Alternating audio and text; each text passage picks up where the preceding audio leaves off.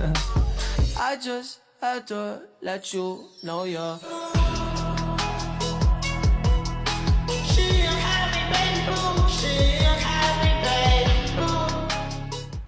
Assalamualaikum warahmatullahi wabarakatuh. Shalom, Om Swastiastu, Namo Buddhaya, dan salam kebajikan.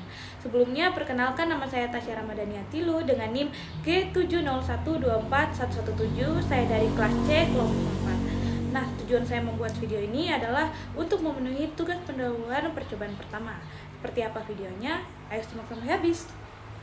Nah, jadi hari ini saya mau bahas tentang spektrofotometri UV vis, yang basically itu alat buat mengukur seberapa banyak suatu zat menyerap cahaya, khususnya di daerah ultraviolet sama visible. Nah, metode ini banyak digunakan dalam analisis kimia dan farmasi untuk menentukan konsentrasi suatu zat dalam larutan.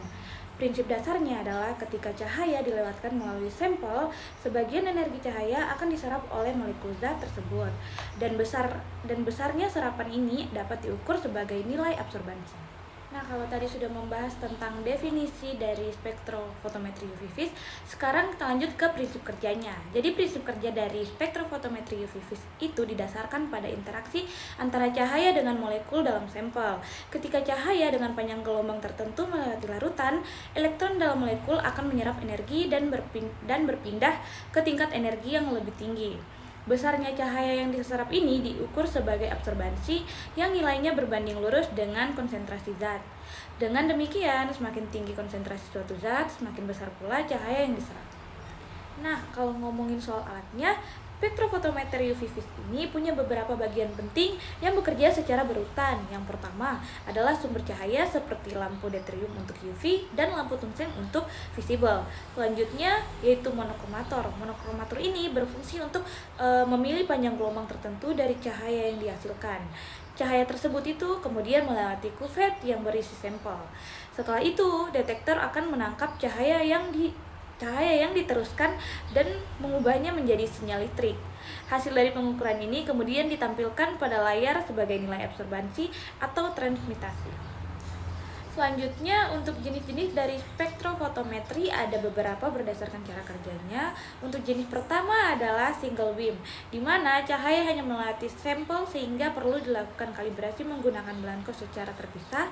Dan untuk jenis kedua adalah double beam, di mana cahaya dibagi menjadi dua jalur, yaitu ke sampel dan ke belangko secara bersamaan sehingga hasilnya itu lebih stabil dan akurat.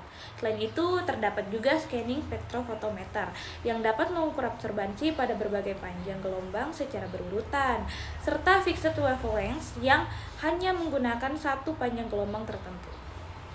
Nah, selanjutnya yang paling penting dari spektrofotometri ini, dia itu menggunakan hukum Lambert-Beer, yang dimana hukum Lambert-Beer ini menjelaskan hubungan antara absorbansi cahaya dengan konsentrasi zat dalam larutan.